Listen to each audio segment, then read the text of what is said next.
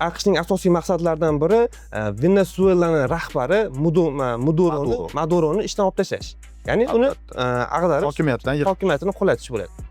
Hokimiyatni qulatgan holatda bo'ladigan bo'lsa, u nimaga erishadi? Yengga kelgan hokimiyat orqali neftni sotishga olib keladigan holatdagi ro'y berishi mumkin bo'ladi. Agar neft narxi tushib ketadigan bo'lsa, kimga yomon bo'ladi deb o'ylaysizlar? Albatta, neft ishlab chiqarayotgan davlatlarga. Misol uchun, Saudiya Arabistonining neft oldi-sotdi oboroti uning yalpi ichki mahsulotining 40% dan 60% gacha tashkil qiladi.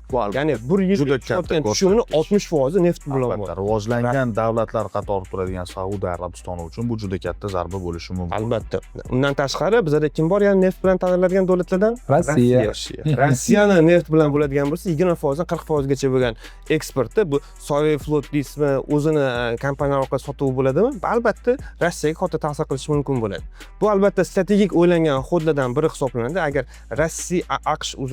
AQSh Venesueladagi o'zgarishni amalga oshira oladigan bo'lsa va u qo'ygan rejim asosida ishlashni boshlashadigan bo'lsa, bizda bozorda neft narxi keskin tushib ketishiga guvoh bo'lamiz.